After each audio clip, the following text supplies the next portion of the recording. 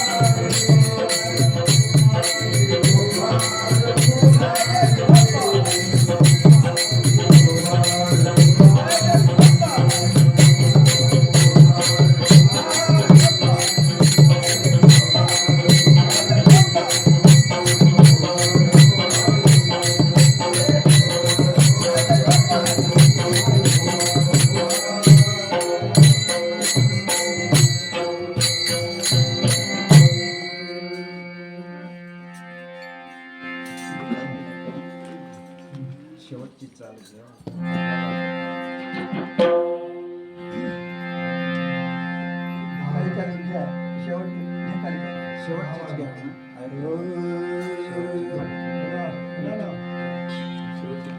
शेवटचीच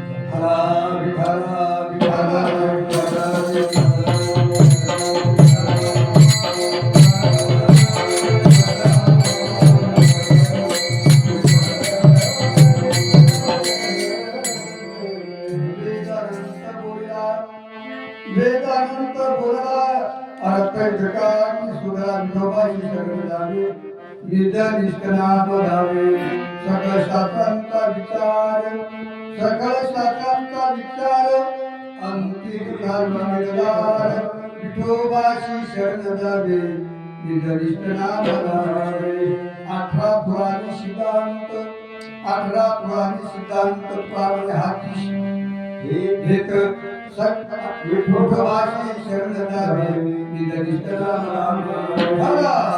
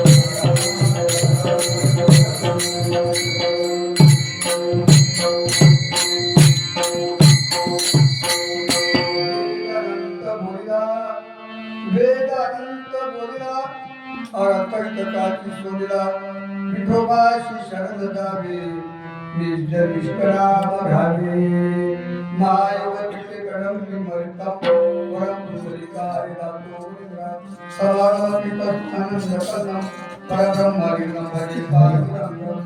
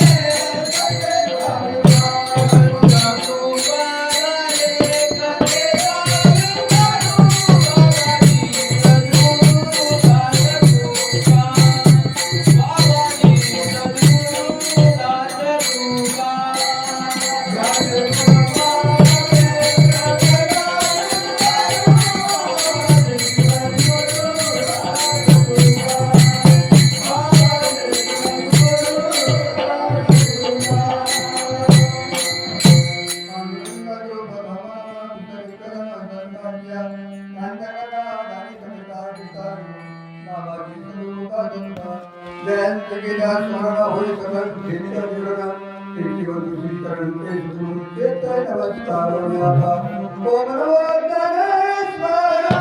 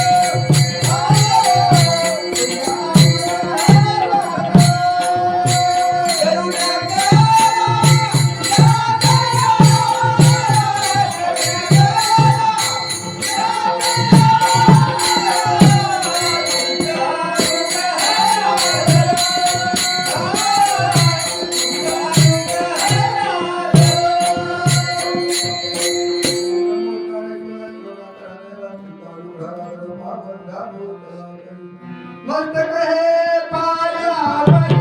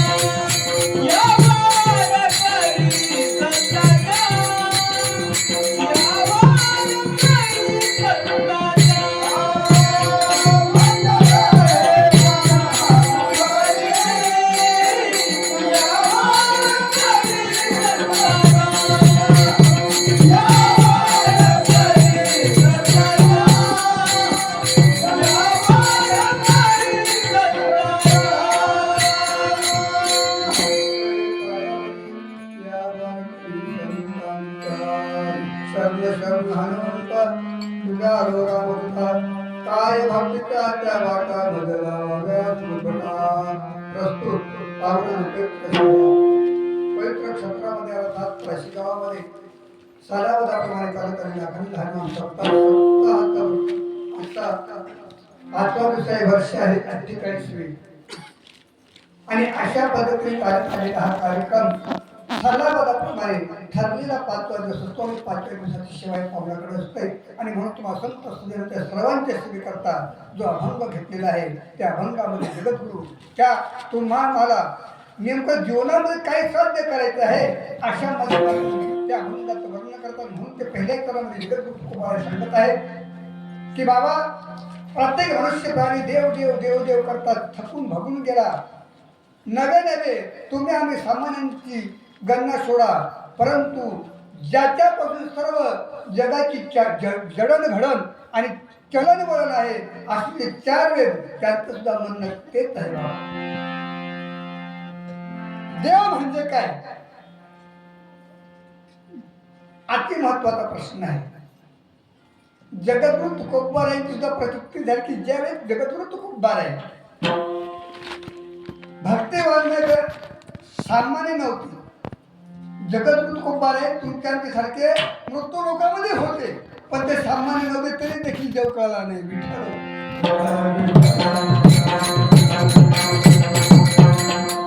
जगद्गुरु तुकोबार आहे शेवट ब्राह्मण लोकांना सांगायचे बाबा अरे शास्त्र शास्त्र शास्त्र शास्त्र तुम्हाला कळलं का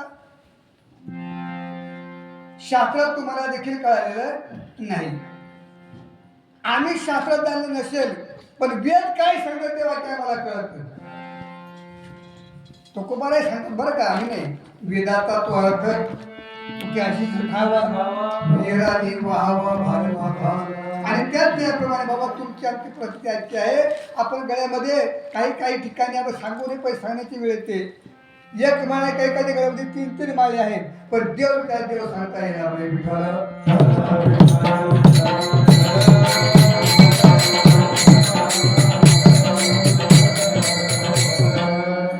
अरे मी मग अशीच बोलून गेलो तुमचा तर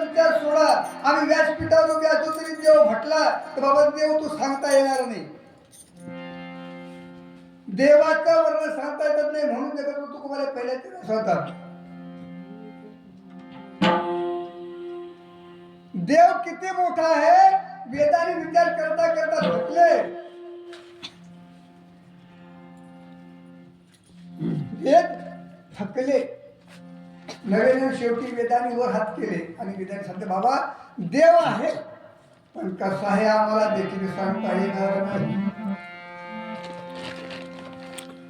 वेद 4 वेद, कारण प्रत्येक 4 वेद आहेत ना, प्रत्येकामध्ये वेगवेगळा अभ्यासक्रम आहे.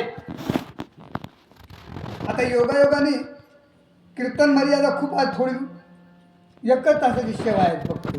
म्हणून तो मग अशी घड्याकडे पाहिजे अभंगात अटकून गेला, अभंग पाठातून अटकून गेला. त्याला कारण ते आहे आपण जवळजवळ 9:45 कीर्तनाला सुरुवात केली. विठ्ठल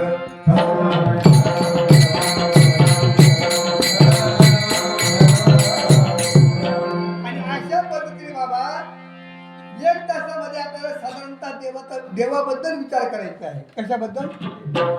आणि मग जे वेदाने अभ्यास केला आणि शेवट त्यांनी वर हात केला. बाबा आम्हाला त्याचा अंत लागला नाही, आम्हाला देवाचा अंत लागला नाही. तो कसा आहे? अनंत. वेद अनंत बोलला, अर्थ इतका की शोधला. आम्ही खूप प्रयत्न केला देव शोधायचा, पण तो अनंत आहे, त्याचा अंत लागणार नाही. आणि मग आम्ही त्याचा सारस्तार अनुमान काढला. बाबा देव, मी प्रत्येक कीर्तनामध्ये हा विषय आवर्जून मांडत आहे. बाबा नव्याने आता तर स्पष्ट महाराज गेल्यानंतर उत्तराधिकारी म्हणून जागा भेटली. मी प्रत्येक माळ घालायला जरी माणूस आला तरी सांगतो बाबा माळ कशासाठी घालतो?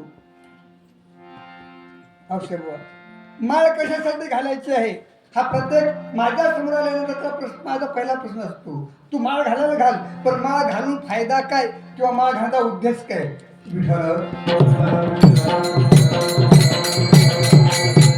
याच्यामध्ये बाकीच्या उत्तर येतो बाबा लोक देव शोधले म्हणजे देव शोधायला माळ घालायचा आहे. आणि देव काय हरवलाय का? देव शोधायचा देव हरवलाय का? देव हरवला नाही, आपण हरवलो. आपण हरवलो. देव हरला नाही, आपण हरवलं. हा विषय मी मुद्दाम प्रत्येक कीर्तन करतो. कारण एखादा माणूस अचानक आपण काही शेतात काम करता करता काय करता एखादी वस्तू हरवतो. हरवल्यानंतर ती वस्तू आपण इकडे शोधत होतो. अचानक कोणी वाटसरमध्ये रस्त्याला येणार आला, तो विचारतो बाबा काय झालं, काय शोधून राहिला? सरळ सांगतो बाबा काम करता करता वेळा किंवा काय ती वस्तू हरवली. काय झाली? हरवली म्हणून शोधायची आहे. आता बहुतेक लोक हीच भूमिका चालू आहे, आम्ही देव शोधायचं काम करतो. बा काय देव शोधायचं काम? अरे देव हरलाच नाही, शोधतो कशाला? देव तुमच्या जवळच आहे, शोधण्याची काही गरज. अनंत जरी असेल, मोठा जरी असेल, तर जगद्गुरु तुकोबाराय पुन्हा सांगतात भगवंत जर पाहाल तर प्रमाण देवतात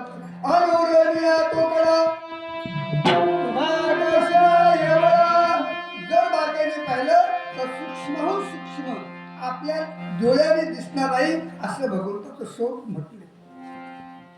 आणि पुढे जाऊन जर पाहिलं तर या विश्वामध्ये मावणार नाही का भगवंत आहे. सूक्ष्म ध्यान निर्गुणातून जर पाहिलं, निर्गुणातून जर पाहिलं तर गुणरहित, शास्त्राची भाषा गुण रहित. आणि मोठ्यात मोठा सगळं पाहिलं तर गुणातीत. दोन्ही शब्दशास्त्र आहे, गुणरहित आणि गुणातीत. म्हणजे कुठलाही त्याला गुण नाही, कुठलाच नाही.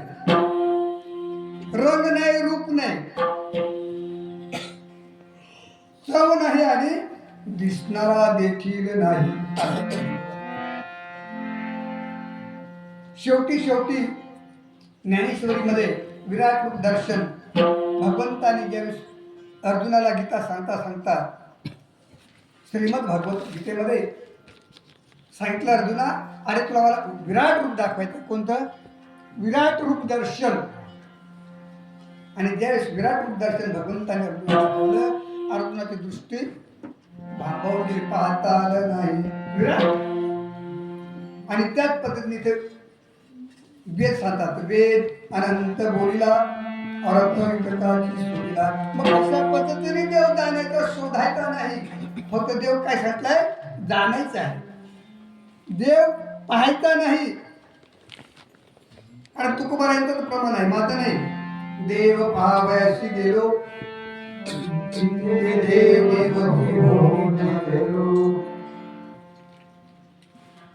नवे नवे देव शोधायचा नाही, देव दिसणार नाही. तर देवाची अनुभूती आली पाहिजे. काय झाली पाहिजे, अनुभूती, अर्थात आपल्या भाषेमध्ये प्रचिती. काय म्हटले, प्रचिती. पण बाबा बहुतेकाचं मत आहे की बाबा बाकीचं नाही करता आलं ना, नाही करता आलं तर नुसतं राम राम जरी म्हटलं तरी माणसाचं भलं झाल्याशिवाय राहणार नाही. अहोरात्र राम म्हटला तरी काय त्याच्या जीवनाचं सार्थक होणार नाही. तो जर कळालाच नाही, त्याची जर अनुभूती आली नाही, कळालाच नाही, अनुभूती जर आली नाही, तर बाबा जीवनाचं सार्थक होणार नाही.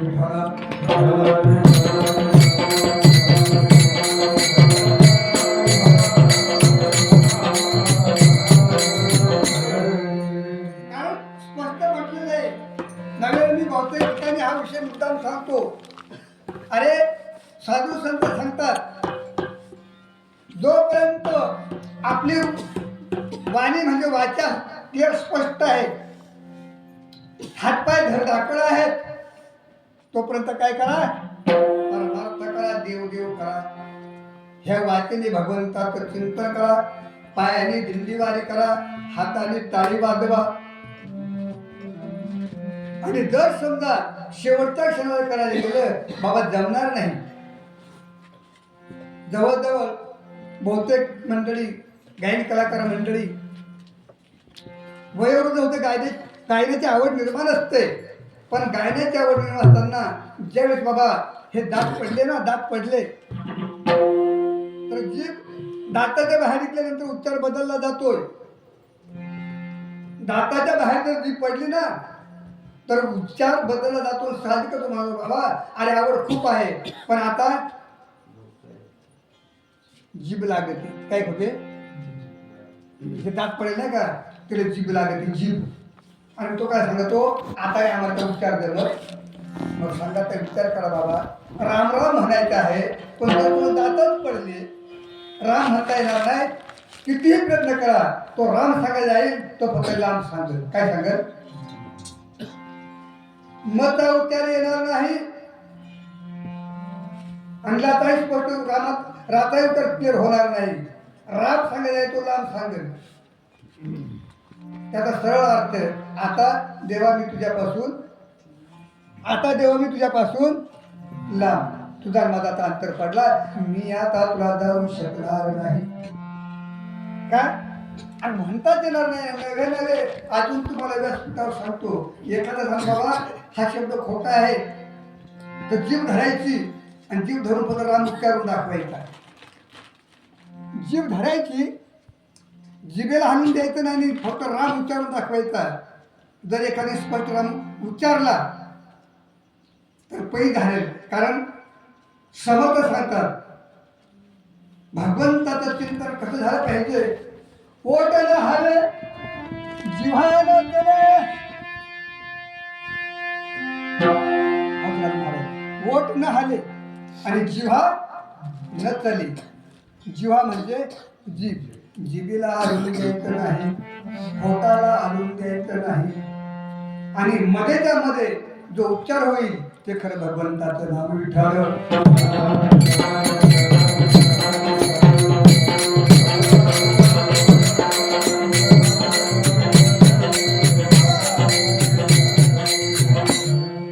आणि मग अशा पद्धतीने त्या भगवंताला जो अनंत आहे, अनंत याचा अर्थ स्पष्ट आहे बरं का, ज्याचा अंत लागत नाही असा तो अनंत. आपण विनंती सांगता सांगता का, श्री अनंता मधुसूदना, श्री अनंता भगवंता तू कसा आहेस अंत लागण्याच्या पलीकडचा आहे. आणि म्हणून तुकोबाने असं सांगतात की बाबा भगवंत जर तुम्ही शोधाल तर तो कसा आहे अनंत. वेद अनंत बोलला अर्थ इतकाची शोधला विठोबाशी शरण गावे निज निष्ठ नाम गावे.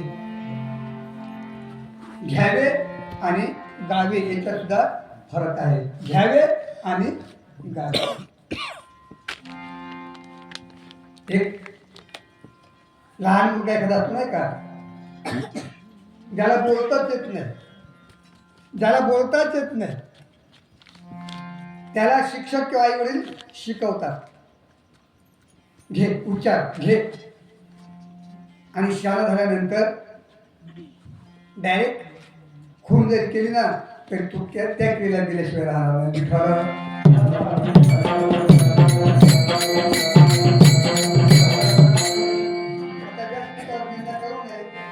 व्यासपीठावर निंदा करू नये. पण आता सांगला तसा जर समजा एखादा लहान साधारण मुलगा असेल मुलगी असेल न जाणं तिला नुसती जर खून केली लगेच समजतं का नाही पाणी मागू राहिला बुवा. एवढा जर खून केली तरी ती पोर किंवा तो मुलगा पाणी घेऊन आल्याशिवाय राहणार नाही. त्याच पद्धतीने दुसरी मगाची जी गरज झाली त्याच्यातले नुसती खून केली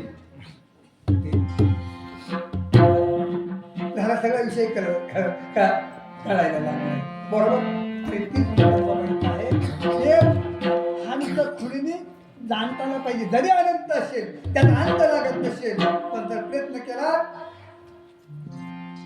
तर कसा जाण्याचा तो अर्थ जगद्गुरु तुकोबारायांनी शोधला. पहिले चरण वेद वेद अनंत बोलिला वेद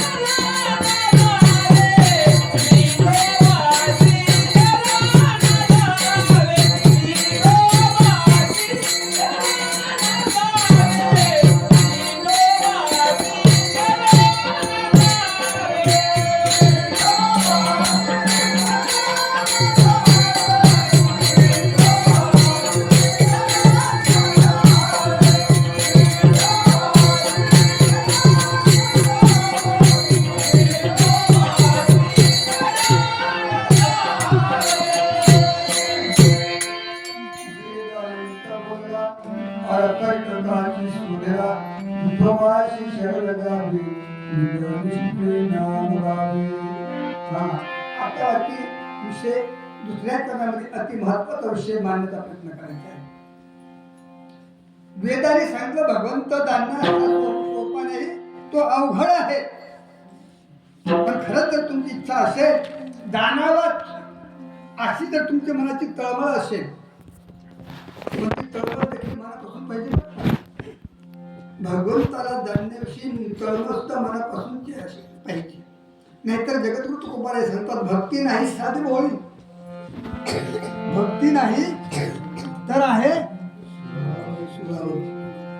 मग सांगा आता, जर समजा सूळ टांगलेला आहे आणि सुळाच्या पलीकडे वस्तू घ्यायची आहे, आणि मग वस्तू घेण्यासाठी काय करावं लागणार आहे? सुळावरची वस्तू साध्य करायची आहे. काय त्याच्यासाठी नेमकं काय करावं लागेल? आणि तो ह्या देहावर उद्धार होईल नाही का? देहावर उद्धार होईल. देह जावो अथवा पांडुरंगी दृढ भाव. सुळाला मान अटकली ना तरी चालेल, पण मी माझ्या ध्येयापर्यंत पोहोचण्याशिवाय राहणार नाही. अशी ज्याची ताकद होईल ना, तो परमार्थामध्ये साध्य होईल.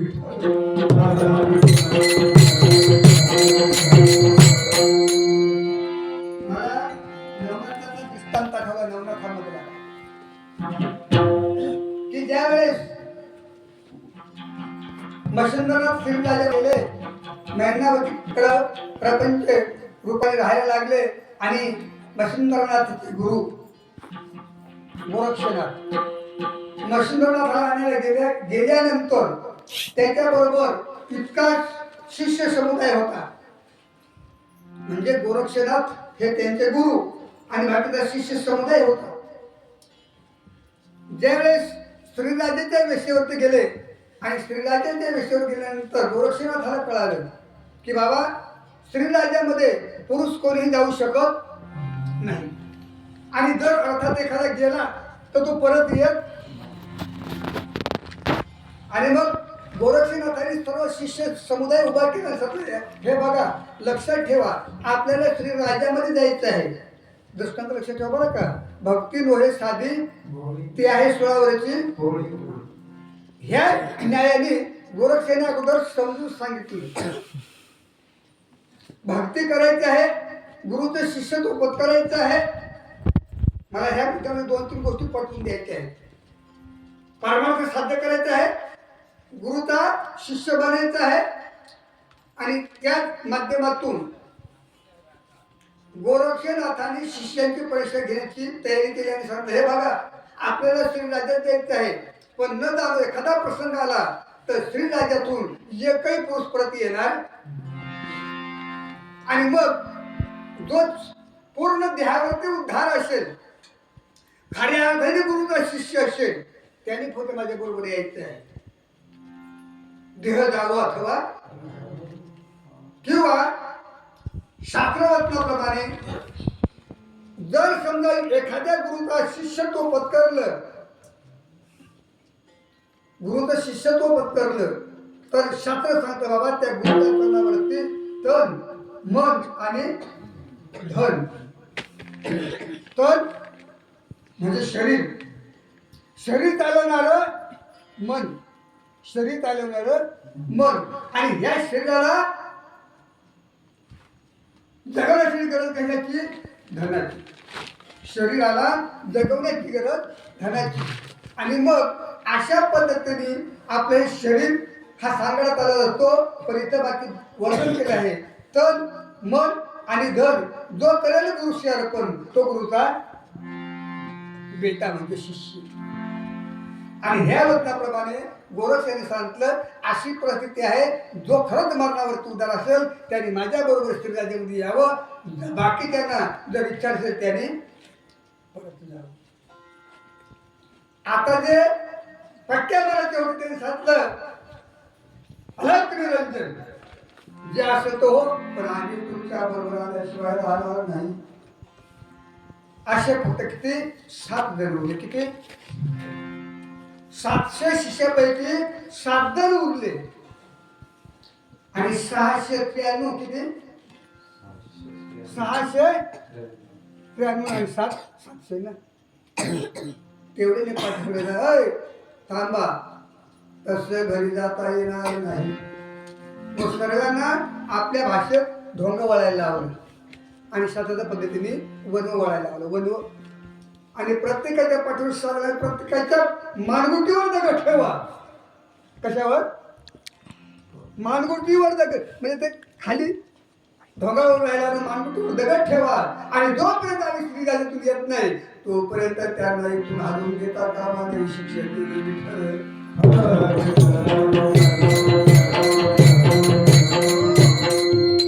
एवढं सांगायचं आहे, एकदा गुरुच्या मुखातून शब्द निघाला ना पुढे किती जरी संकट असेल तरी साधकाची जगमगता होता कामा नये. आणि बाकीची मंडळी रे बाबा आता कुणाला दिंडीचा कार्यक्रम आहे. काय दिंडीचा कार्यक्रम आहे. नुसती जरी वर्गणी सांगितली बाबा आपल्याला गाडी घोडे काय असेल ते लागणार आहे. आई एवढी एवढी होती लागले जाऊ त्या मूर्त्या वर्गणी बिरुद्ध दिल्लीला जायचं नाही. वर्गणीचा विषयाला दिल्लीला जाण्याचा बंद करायचा. का आणि इथं वतन नाही तन आणि मन तन मन आणि धन अर्पण. साधू संतांचं मत आहे की बाबा अरे खऱ्या गुरुच्या चरणावरती शब्द लक्षात ठेवा बरं का. मी एक शब्द मुद्दाम वापरतो. खऱ्या सद्गुरूच्या चरणावरती संत जगद्गुरुबाई सांगतात की जीव ओवाळून जरी टाकला तरी त्याचे उपकार भेटणार नाही. जीव ओवाळून पण खरोखर तो संत जर असेल तर खरंच एखाद्या प्रसंगाला ती सुद्धा जीवाची सुद्धा मागणी केली करायला मागे पुढे पाहणार नाही. निसवंत बाबा भक्ताचा सवदान.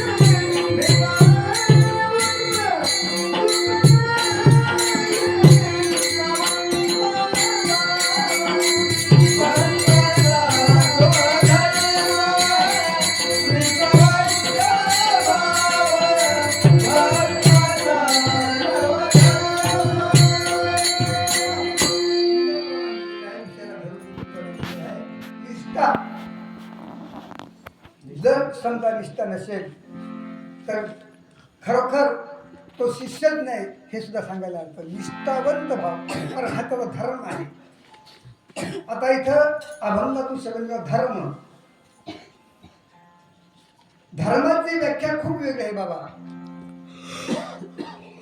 आणि जर समजा तो धर्म कळाला नाही तिथं पण वाद होतात.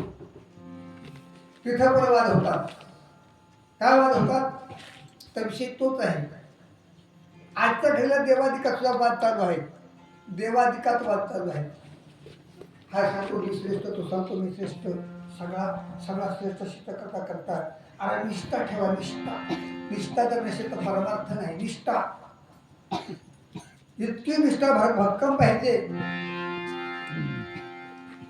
आता मला दृष्टांत खूप सुंदर आठवलंय पण आता आपल्याकडे वेळच कमी आहे. तरी सुद्धा तारीख सांगतो की खरंच एक वेदांतामधला दृष्टांत आहे. गुरु शिष्याचं नातं आहे. आणि गुरु शिष्याचं नातं असल्यानंतर बाबा एक शिष्य गुरुजवळ गेला आणि तो गुरु होता नावापुरता फक्त गुरु होता.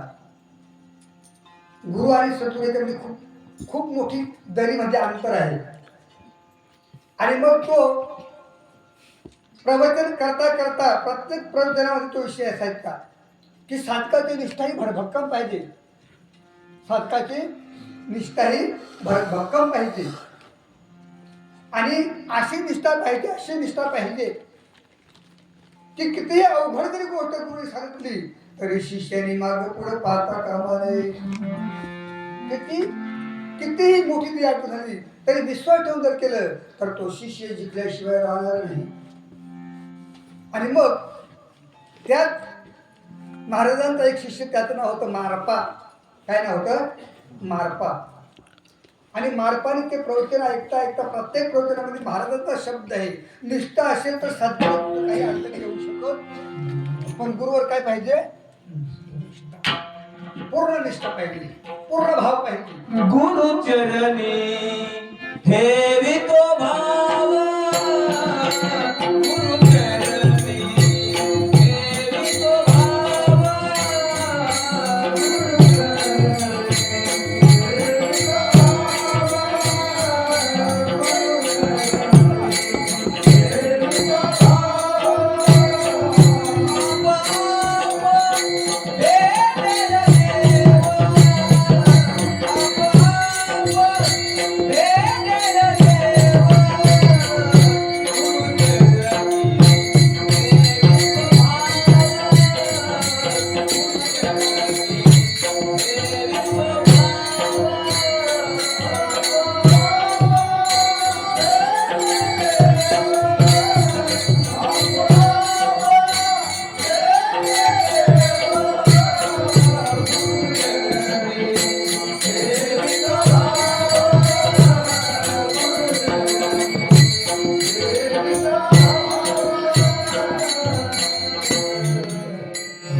ठेविता भाव मग आपोआप भेटीने देव.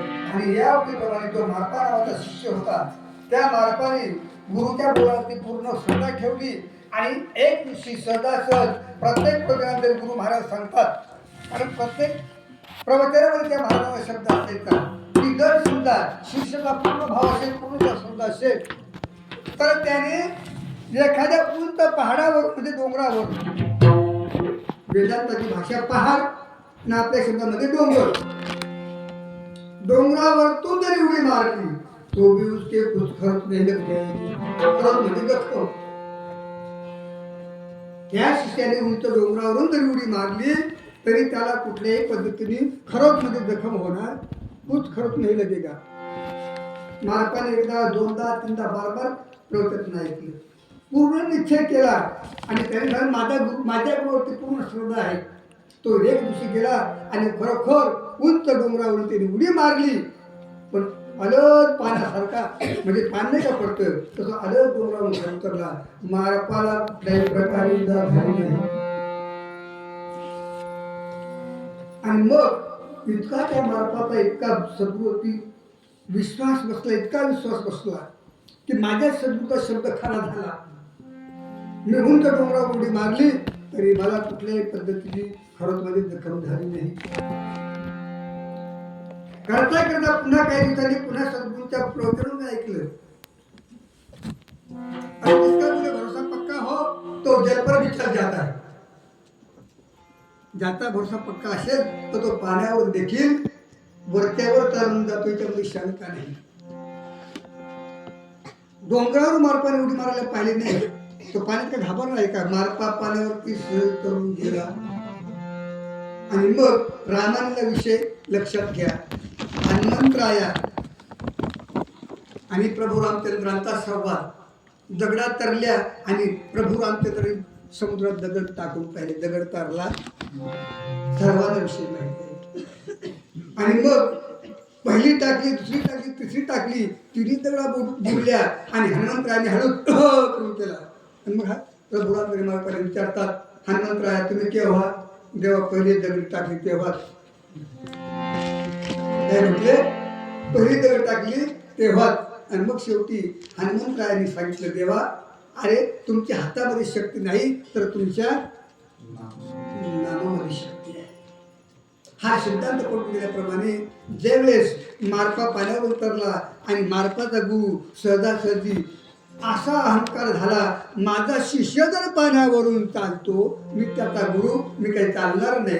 जसा गुरु गेला आणि पाण्यावरती पाय टाकला आणि खप दिशी तळाला जाऊन बसला आणि निघला मग सांगतो बाबा मार्पा अरे तू पाण्यावर उतरला कसा. दृष्टांत लक्षात घ्या. गुरु शिष्याला विचारतो बा मार्पा पाण्यावरून तरला कसा. गुरुने सांगितलं बाबा तुम्ही दिलेल्या साधनावरती. आणि त्यावेळेस मार्पाच्या गुरुने सांगितलं अरे मार्पा मैंने आज तक तुझे सिर्फ शास्त्र समझाया मैंने कुछ नहीं किया. विठ्ठल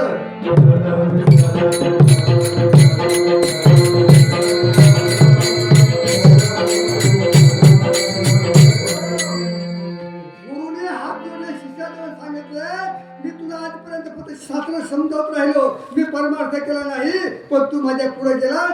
नामाचं एवढं मोठं साधन आहे, नामाचं साधन आहे. आणि म्हणून बाबा जीवनामध्ये परमार्थ करायचं तर नितांत नामाची गरज आहे. अभंगाचं दुसरं चरण.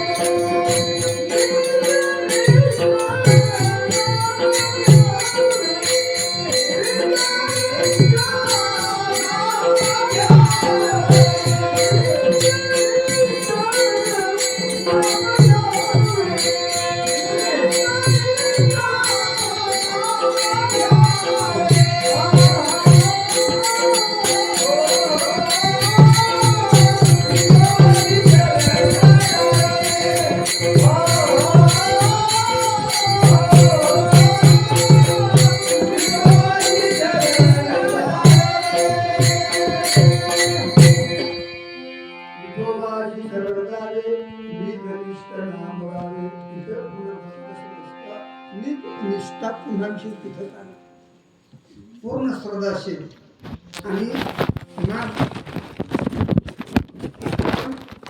शब्द इतका महत्वाचा आहे. लाख बरं का निज शब्द हा निज मुखे निज नाम निज मुख निज नाम.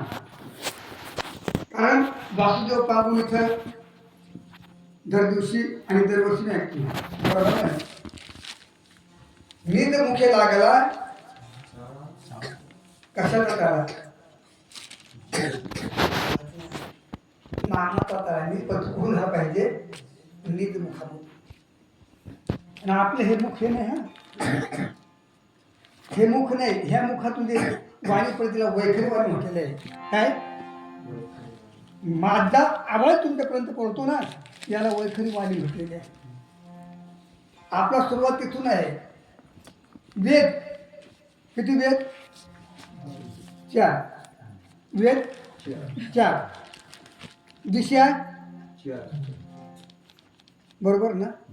देह 4 पुरुषार्थ दिशा 4च्या पलीकडे फक्त त्याचा जो चालक आहे तो 5वा. त्या पद्धतीने वाणी 4 किती 4 वाणी परा पश्चिंती मध्यमा आणि वैखरी. वैखरी शेवटची म्हटली ना आपण बोलतो ना ही वैखरी. आणि हे मुख नाही निज मुख. आणि पुन्हा कोणी ऐकलं असेल काही नाही बहुतेक जी बातमी मिळते काकी मुख लक्ष्मण काकी मुख ऐकलंय का काकी मुख. ज्ञानेश्वर बहुतेकांचे पाठ आहे ना रे. ज्ञानेश्वरमध्ये काकी मुख शब्द आलेला आहे. निर्मुख काकी मुख आणि हे आपलं बोलण्याचं मुख. आणि अशा पद्धतीने भगवंताचं जे नाम सांगितलं विठोबाची शरण गावे नाम गावे तर ते नाम ह्या तोंडाने स्पष्ट मी प्रत्येक कार्यक्रम मुद्दानावर सांगतो. ज्ञानोबारे सांगतात नाम चिंतन करा पण ते तत्व नाम पाहिजे. कोणतं पाहिजे तत्व नाम म्हणजे निज नाम. तत्वनाम म्हणजे म्हणतात तत्वनाम. आम्ही म्हणते ना एक तत्वनाम पुढं धरेल म्हणा. हरीची करुणा येईल तू.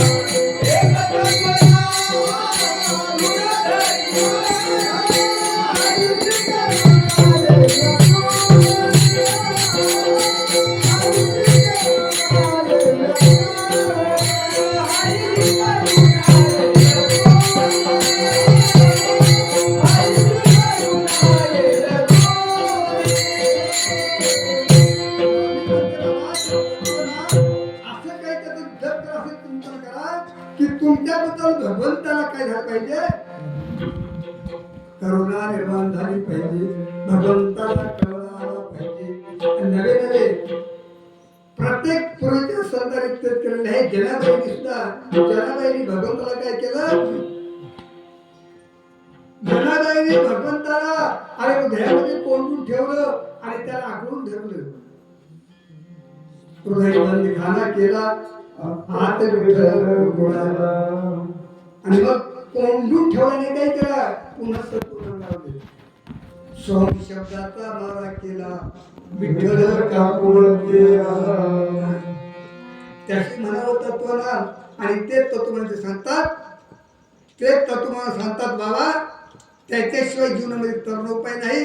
आणि त्याचं तुम्ही चिंतन करा, म्हणजे विठोबाचं चिंतन करा. मी तुम्हाला सरळ शब्दात म्हणतो. उदाहरणार्थ आपले पेटी मास्तर भाऊराव भाऊ आहेत, इकडनं हंसराज महाराज आहेत. आता ते जर समजा इथून निघले न जाणं भविष्यात उद्याचा जागर आहे, घरी जाऊन चक्कर मारावं, गावाच्या पलीकडे निघल्यानंतर नाव सर्व गावाला, कारण आता खूप वर्ष झाली ते इथं पाचवाजे वादक येतात.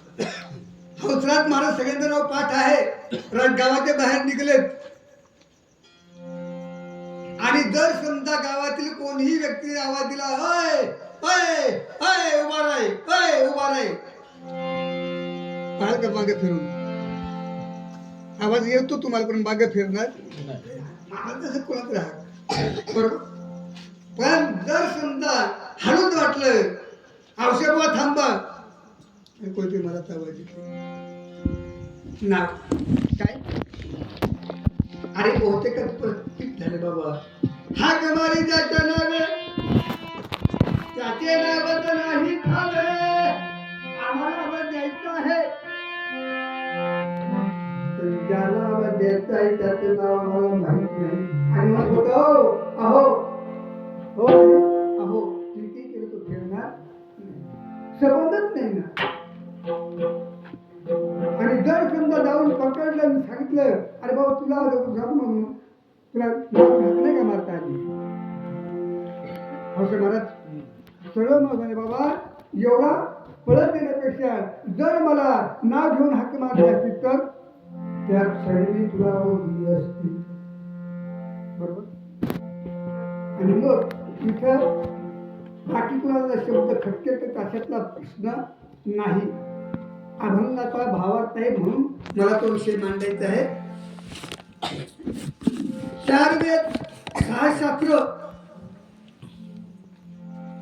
4 वेद 6 शास्त्र, 4 वेदांनी भगवंताला जाण्याचा प्रयत्न केला, त्याने आनंद वाटला.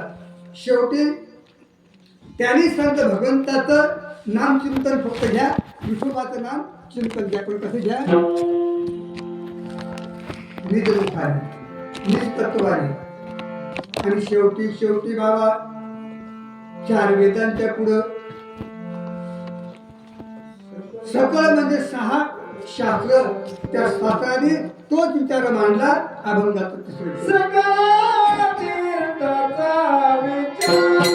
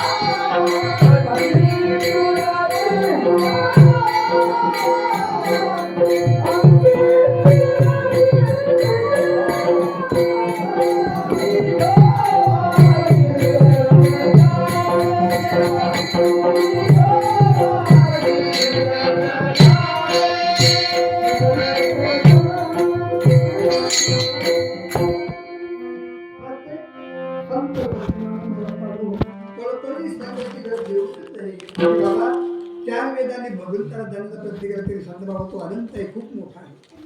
आणि म्हणून त्याला जर करून घेत असेल तर तुम्हाला विठोबाला शरण जावं लागणार आहे. त्याचं निरविष्ट नामाचं चिंतन करावं लागणार आहे. आणि मग चिंतन करता करता माणूस काय झाला पाहिजे, आणि हा देवभाव विसरला नाही, देवभाव विसरला नाही. प्रत्येक ग्रंथकार नवे नवे प्रत्येक ज्याच्या त्याचा पाठ आहे, प्रत्येकाचं तुकोबा यांचं वर्णन करतात. नवे नवे जगाचे गुरु तुकोबाला सांगतात. पण बाबा शेवट जाता जाता तुकोबाला एकच सांगते, बाबा ते भगवंताचं नाम सहजासहजी कळणार नाही, आणि ते नाम असं जपा की जपता काय करा, देवा आता इतका